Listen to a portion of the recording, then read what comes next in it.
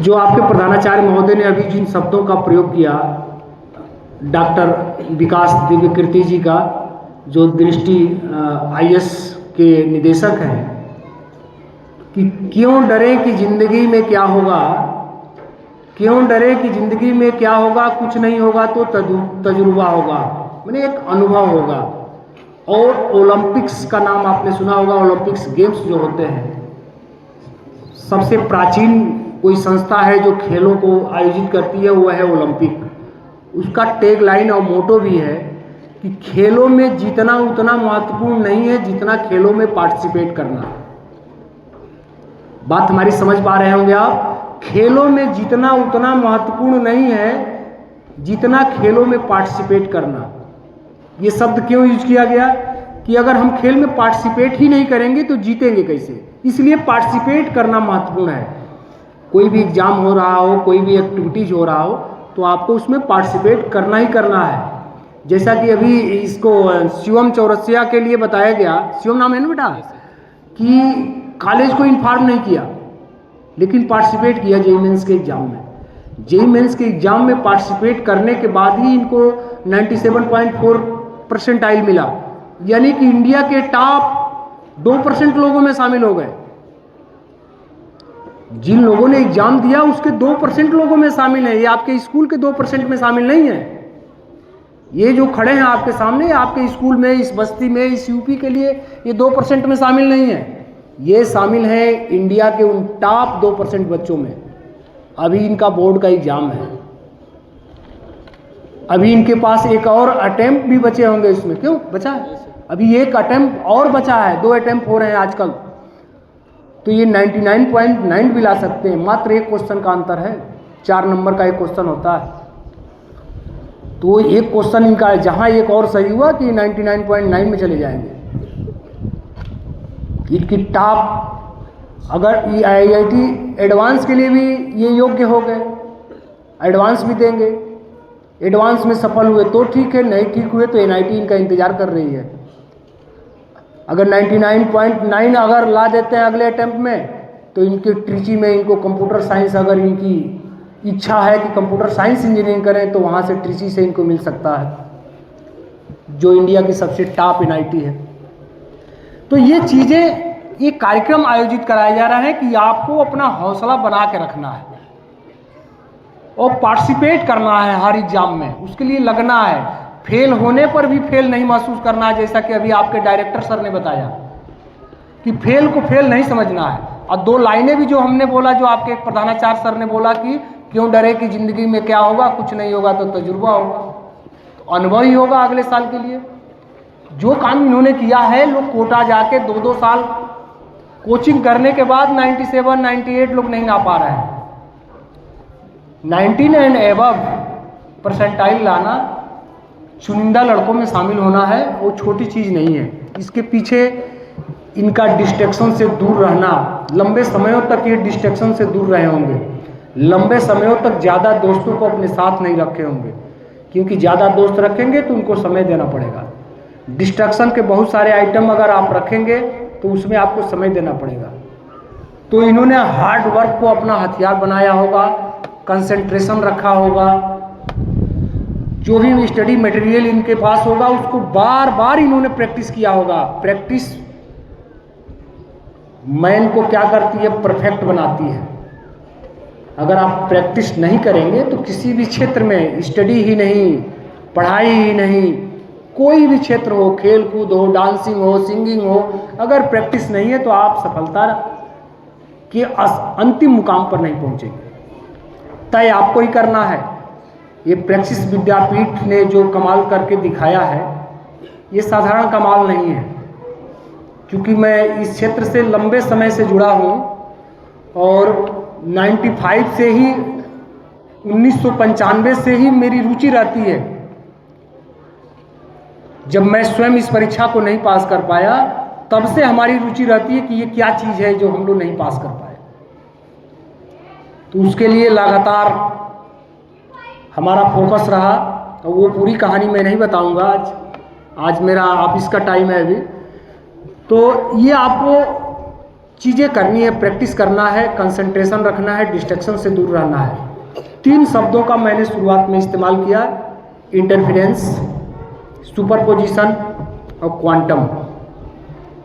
आपका अगर जो बच्चे साइंस से रिलेटेड हैं, हर सब्जेक्ट में स्कोप है, लेकिन चूंकि आज मैं बात चूंकि एनआईटी की हो रही है, इंजीनियरिंग की हो रही है, साइंस की हो रही है, तो आज मैं बात केवल इस पर करूंगा कि इन 3 चीज़ों से आज विश्व आच्छादित है। क्वांटम, इंटरफेरेंस और सुपरपोजिशन। विश्व की इकोनॉमी इससे प्रभावित हो रही है।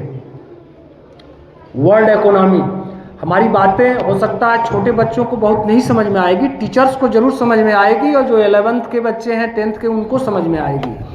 इकोनॉमिक में देश की आर्थिक स्थिति विश्व की इससे प्रभावित हो रही है। किससे? क्वांटम, सुपरपोजिशन और इंटरफेरेंस से। इसको मैं बता देता हूं कैसे प्रभावित हो रही है। आपने गूगल का नाम सुना होगा, माइक्रोसॉफ्ट का नाम सुना होगा, सुना है आपने नाम? गूगल और माइक्रोसॉफ्ट, चैट जीपीटी की चर्चा हुई थी, आपने सुना होगा, कोपायलट का चर्चा सुना होगा, जेमिनाई का चर्चा सुना होगा, और चाइना ने अभी ओपन एआई डीपसीक लॉन्च किया है 15 दिन पहले। और एनवीडिया कंपनी का नाम आपने सुना होगा, अमेरिका के, जो चिप बनाती है, जो प्रोसेसर में काम आता है, कंप्यूटर में, लैपटॉप में, मोबाइल में। उनकी इतनी इकोनॉमी है एक कंपनी की, एनवीडिया की, माइक्रोसॉफ्ट की, गूगल की, कि वो विश्व के कई देश खरीद सकते हैं। उनके पास इतना पैसा है, देश के पास नहीं, अमेरिका की मैं बात नहीं कर रहा हूं, गूगल, माइक्रोसॉफ्ट, एनवीडिया, इनकी मैं बात कर रहा हूं कि इनके पास इतनी इकोनॉमी है कि विश्व के 90% देशों को खरीद सकते हैं। माने उनकी कुल जीडीपी के इकोनॉमी इनके पास अकेले है। चाइना ने एक डीपसीक लॉन्च किया, ओपन एआई, और एनवीडिया के 12% शेयर डाउन हो गए। माने पाकिस्तान और बांग्लादेश जैसे कि इकोनॉमी की शेयर उनके डाउन हो रहे हैं। अभी हमारा भारत, मुझे कहने में कोई गुरेज नहीं कि हम लोग अभी बहुत पीछे हैं इसमें। हमने कोई ओपन एआई नहीं बना रखा है। आज हम केवल चाइना और अमेरिका के ओपन एआई और गूगल, माइक्रोसॉफ्ट और डीपसीक यूज कर रहे हैं। तो ये शब्द हमने इसलिए इस्तेमाल किया कि ये भी जो कंप्यूटर, जो मोबाइल, जो लैपटॉप आप देख रहे हैं, ये न्यूटन के क्लासिकल थ्योरी पर आधारित चल रहा है। थोड़ी सी बात मेरी ऊंची है, लेकिन आपको ज़हन में रखना है, सोचना है कि मैं क्या बोल के जा रहा हूँ आज। ये जो कंप्यूटर, लैपटॉप और मोबाइल हम यूज कर रहे हैं, ये चौरसिया इस बात को समझ पा रहे होंगे कि जब आप फिजिक्स पढ़ते हैं तो 2 चीज़ें आपको पढ़ाई जाती है कि ये क्लासिकल थ्योरी है, न्यूटनियन मैकेनिज्म पढ़ रहे हैं हम। जब मॉडर्न फिजिक्स आपको पढ़ाया जाता है क्लास 12 में, लास्ट लेसन आपका 11 से 14 तक शायद है, जिसमें एटम और सेमीकंडक्टर वगैरह पढ़ाए जाते हैं, वहाँ पर आपको बताया जाता है कि नहीं भाई, क्वांटम मैकेनिज्म पढ़ना हमको। आने वाला कंप्यूटर क्वांटम कंप्यूटर हो रहा है। गूगल ने उस पर प्रैक्टिस भी शुरू कर दिया है। कंप्यूटर जो आएगा वो कौन सा कंप्यूटर आएगा? Quantum computer. वो कंप्यूटर क्या करेगा? जो ये कंप्यूटर आज सुपर कंप्यूटर देख रहे हैं, जो 1500 सालों में कोई डाटा कलेक्ट करेगा, वो 15 सेकंड में कर लेगा। क्या होने वाला है 1-2 साल के अंदर, ज़्यादा नहीं, 1-2 साल के अंदर आपको ये लगेगा कि ये सुपर कंप्यूटर, ये कंप्यूटर, ये लैपटॉप तो बेकार हो गए, क्योंकि इसकी जो कंसेप्ट था, आप बाइनरी पढ़े होंगे, बाइनरी नंबर की 0-1 पर बेस्ड था, जिसको बिट्स कहा जाता था। अब क्या होने वाला है? क्यूबिट्स आने वाला है। वही रहेगा तो 0-1, लेकिन या तो 0 या तो 1।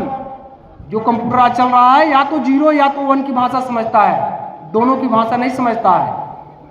जो कंप्यूटर के स्टूडेंट होंगे, टीचर्स होंगे, समझ पा रहे होंगे, या तो वो 0 समझेगा या 1 समझेगा। लेकिन जो क्यूबिट्स आ रहा है, जो क्वांटम कंप्यूटर आ रहा है, वो 0 भी समझेगा और 1 भी समझेगा। तो दूसरा शब्द जो हमने इस्तेमाल किया, सुपरपोजिशन। सुपरपोजिशन का मतलब यही है कि कि कोई भी सब एटॉमिक का आप लोगों ने नाम सुना होगा, इलेक्ट्रॉन, प्रोटॉन, न्यूट्रॉन और एटम, ये नाम आप लोगों ने सुना है ना। तो एटम के अंदर इलेक्ट्रॉन, प्रोटॉन, न्यूट्रॉन का कंसेप्ट आप सुनते होंगे, और जब मॉडर्न फिजिक्स पढ़ते होंगे, फोटो इलेक्ट्रिक इफेक्ट पढ़ते होंगे, तो आपको एक फोटॉन भी बताया जाता होगा, फोटॉन। तो ये फोटॉन है, इलेक्ट्रॉन है, सब एटॉमिक है, सब एटॉमिक माने एटम से भी बहुत छोटे हैं। तो किसी भी इलेक्ट्रॉन की या फोटॉन की एक समय में क्या दो जगह उपस्थिति हो सकती है? कोई भी इलेक्ट्रॉन या फोटॉन एक पार्टिकुलर समय में क्या दो जगह उपस्थित हो सकता है? उसी को कहा जाता है सुपरपोजिशन। बहुत सरल शब्दों में मैं बता दे रहा हूं, इसको मुझे समझने में महीना 2 महीना लगा सुपरपोजिशन क्या है। अब मैं आपको बहुत इजी भाषा में ये समझा दिया कि एक सब एटॉमिक को एक ही समय में दो स्टेट का मतलब दो स्थान पर रहना ही सुपरपोजिशन है, जिस पर आज क्वांटम कंप्यूटर बनने जा रहा है। यानी जो 0-1 बिट्स था, या तो 0 या तो 1 की स्थिति में ही हमको डाटा देता है, ये दोनों स्थिति में देगा, 0 पर भी देगा, 1 पर भी, इसीलिए इसको क्यूबिट्स कहा गया है। तो और इंटरफेरेंस क्या होता है? इंटरफेरेंस क्लास 12 में आपको ऑप्टिक्स जब पढ़ेंगे तो पढ़ाया जाता है कि इंटरफेरेंस एक फेनोमेना है लाइट की, कि लाइट की रेज जब कहीं पास करती है या दो लाइट की रेज पास करती है, तो उनके बीच में आप जब वेव, आप सुनते होंगे कि लाइट है वेव नेचर, लाइट है वेव नेचर, और पार्टिकल है वे particle nature. But quantum computer जो बन रहा है, जो ये मॉडर्न फिजिक्स आ रहा है, दोनों चीज समझना है आपको कि ये जो लाइट है जो सन से आ रही है, जिसको आप बताते हैं कि 8 मिनट में आ जाती है, 3 × 10⁵ किलोमीटर पर सेकंड जिसकी आप स्पीड बताते हैं, ये क्या वेव के रूप में आ रही है, क्या पार्टिकल के रूप में आ रही है? तो आपको दोनों चीजें समझना है कि लाइट है also wave nature and particle nature, and particle है आल्सो बोथ नेचर। पार्टिकल के बाद भी दोनों नेचर है, उसके पास भी वेव नेचर है और पार्टिकल नेचर है। उसी तरह से लाइट के पास भी क्या है? वेव नेचर भी है और पार्टिकल नेचर है। पार्टिकल नेचर है इसीलिए फोटॉन निकलता है, और इसीलिए आप जो आज सोलर सिस्टम आप देख रहे हैं, जो सोलर सिस्टमों से लाइट चल रही है, उसी पार्टिकल नेचर से लाइट की चल रही है। तो हमने 3 चीजें इस्तेमाल किया, ज़्यादा समय नहीं लेंगे। हमने इस्तेमाल किया क्वांटम, दूसरा सुपरपोजिशन, और तीसरा इंटरफेरेंस। इस पर आपके क्लासेस में आपके टीचर विस्तृत चर्चा करेंगे। आज आपके जहन में शब्द हो कि ये चीज़ें हमको सुनना है, समझना है, और जो बच्चे साइंटिस्ट बनना चाहते हैं, इंजीनियर बनना चाहते हैं, हमारी उनसे अपेक्षा रहेगी कि भारत जो इसमें अब तक सबसे पीछे है, इस क्वांटम फिजिक्स के क्षेत्र में और क्वांटम कंप्यूटर के क्षेत्र में आप कुछ करके दिखा जाएं। इंडिया के लिए आप ओपन एआई दे दें कोई, ताकि इंडिया इसमें अब तक बिल्कुल अछूता है। आपको ओपन एआई डेवलप करके देना है, और आपसे ही उम्मीद है, क्योंकि हम लोग जिस उम्र में गुजर चुके हैं, हमारे पास नए कंसेप्ट नहीं आ रहे हैं, हमारे पास नई सोच नहीं आ रही है। आप सुपरपोजिशन को समझ सकते हैं, आप क्वांटम फिजिक्स को समझ सकते हैं, आप भारत के लिए क्वांटम कंप्यूटर का इजाद कर सकते हैं, आप भारत के लिए ओपन एआई का इजाद कर सकते हैं। और हमारी तरफ से इस प्रेक्सिस विद्यापीठ के डायरेक्टर सर को, प्रधानाचार्य सर को, सभी टीचर्स को इस बात की बधाई है कि जो क्षेत्र बड़े बड़े कोचिंग संस्थान नहीं कर पा रहे हैं जो काम, वो बच्चा जो है इंटर अपेयरिंग का बच्चा अगर 97.4 ला रहा है, इस स्कूल का छात्र 98.6 ला रहा है। और भी आज पेपर में हमने देखा था कि प्रेक्सिस विद्यापीठ की और जो संस्थाएं हैं, कुल 8 लोगों का नाम, बच्चों का नाम निकला था। ये बहुत बड़ी उपलब्धि है, सिंपल नहीं है। तो इनसे आपको मोटिवेशन लेना है। इन लड़कों के लिए ताली एक बार ये बजाइए, आप ताली बजाइए। हमसे इनसे कुछ क्वेश्चन नहीं करना है, हमको ये देखना था कि ये मंच पर कौन बच्चे आ रहे हैं। आपको मंच पर आना है, जब भी मौका मिले कहाँ आना है? मंच पर आना है। अगर मैं आपके सामने बेहिचक और पुलिस विभाग में होकर उन शब्दों को यूज कर पा रहा हूँ, जिन शब्दों को टीचर्स यूज करते हैं, प्रोफेसर यूज करते हैं, जिनका अलग क्षेत्र है, इसलिए है कि हमको किसी ने कभी मंच पर बुलाया और मैं मंच पर आ गया, तो आज मंच पर बोलने में हिचकिचाहट नहीं होती है। आज जब मंच पर आना रहता है तो तैयारी करके आदमी आता है, पढ़ के आता है, तो दोनों चीज़ें हमारे लिए फ़ायदेमंद है। एक तो बोलने की हमारी इच्छा जो रहती है वो फलीभूत होती है, मौका मिलता है, और दूसरा अच्छे ज्ञान की जानकारी होती है आपके माध्यम से। तो इन सारे बच्चों को हमारी तरफ से जो है एक एक पेन दीजिए आप। हाँ,